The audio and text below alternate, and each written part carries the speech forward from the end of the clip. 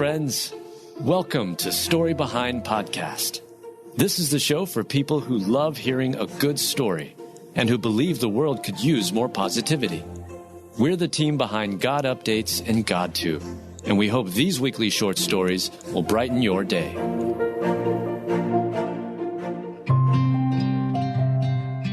Mary Lou Retton nearly died, and now she's opening up about facing death in the eyes. Written by Mel Johnson, read by Julie Provost. In October 2023, renowned gymnast and Olympic gold medalist Mary Lou Retton nearly died. In fact, at one point, her daughter stood over her at the hospital praying as they said their goodbyes. Now, Mary Lou is sharing the details of her miraculous survival, and you can see God at work in so many places. Many likely remember Mary Lou Retton from the 1984 Summer Olympics. It's there she became a star, winning a gold, 2 silvers, and 2 bronze, and including the individual all-around title. Mary Lou was the first American woman to win the all-around title. Though those days were far behind the 55-year-old former athlete, Mary Lou remained healthy and strong through most of her life. However, all of that took an unexpected turn in 2023. The first sign of trouble came when Mary Lou Retton was getting her nails done with her oldest daughter, Shayla Schrimpfer. She was unexpectedly out of breath and felt very tired.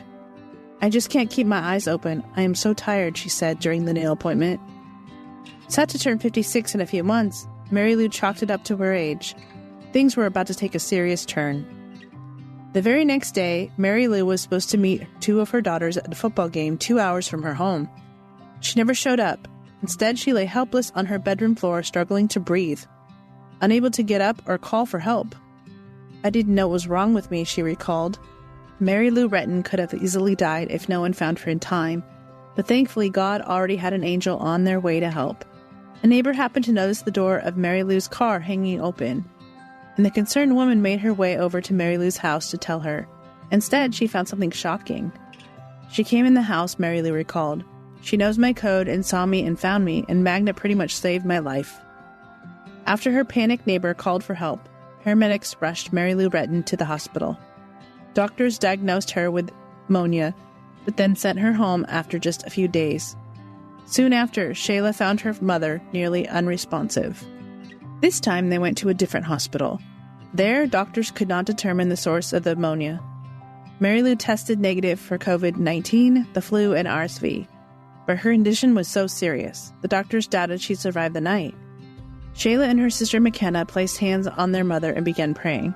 They truly believed their mom was dying and consoled her, telling her it was okay to leave for heaven. But the Lord determined it wasn't her time yet. Doctors came up with one more idea to try. They decided to pump high-flow oxygen through her nose. And that's when something miraculous happened. Mary Lou Retton could have died, but she didn't. Not only did she survive the night, but she kept surviving, and she started recovering. But now she and her family faced a new challenge.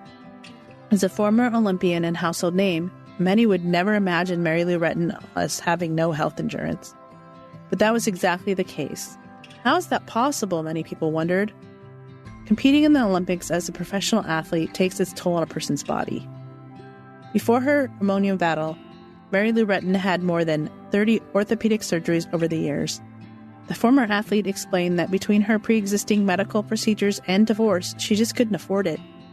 "That's the bottom line. I couldn't afford it," she said. As she fought for her life in the ICU, Mary Lou Retton's daughters turned to social media to ask for prayers. They also set up a GoFundMe to help their mom. "We were just thinking, if she pulls through, the last thing we want her to have to think about is paying off these bills," the gymnast's daughter Shayla explained. The wave of support that poured in is still amazing them and their mother today. As prayers poured in, Mary Lou Retton kept getting stronger, and her oxygen numbers kept getting better. Finally, she was ready to go home, when she was able to enjoy the Christmas season and end of 2023 with her family. Mary Lou still relies on an oxygen tank to help her breathe, and she's still got more recovering to do.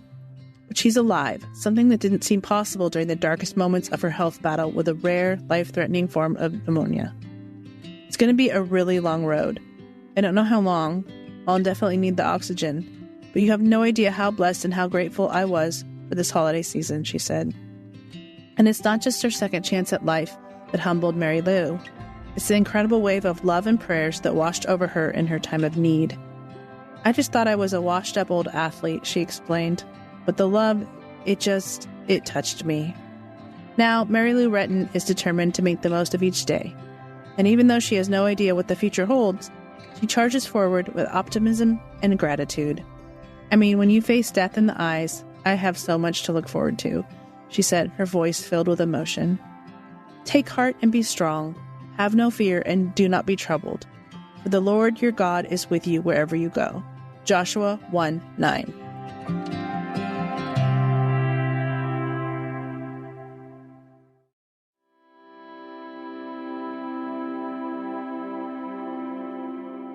He was born so tiny at 24 weeks, his foot was the size of his mom's finger. But look at him now. Written by Hallie Wells, read by Julie Provost.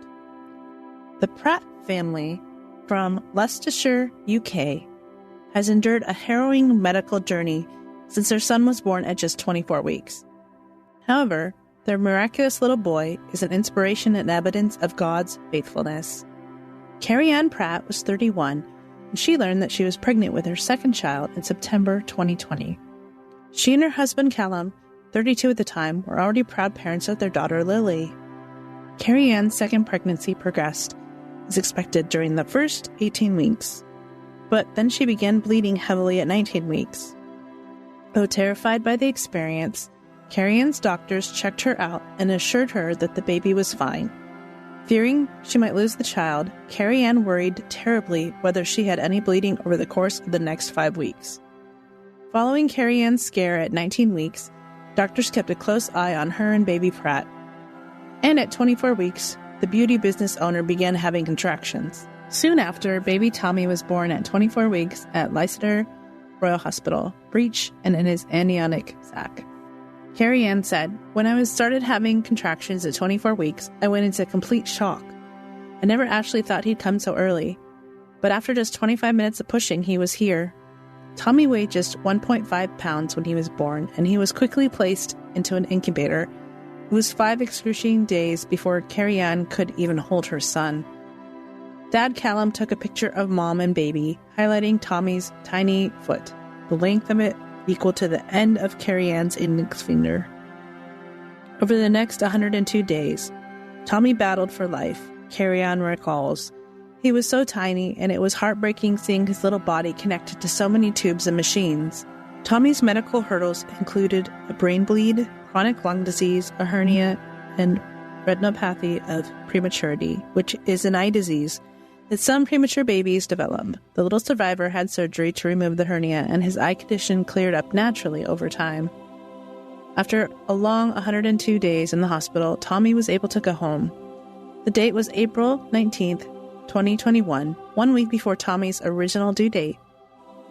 Though it was a challenge to manage Tommy's at-home care initially since he was still on oxygen, the Pratts, Callum, Carrie Ann, Lily, and Tommy were thrilled to finally all be under one roof.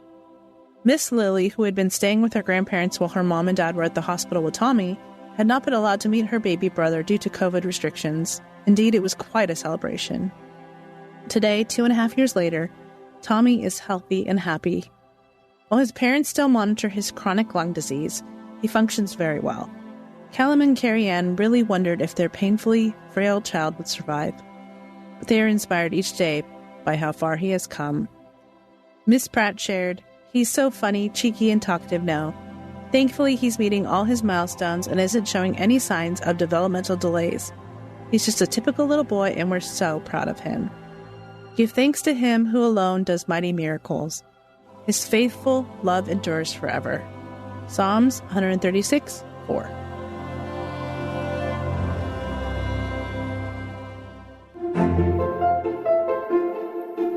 Thank you so much for listening to Story Behind Podcast. We're really glad you joined us for this week's story.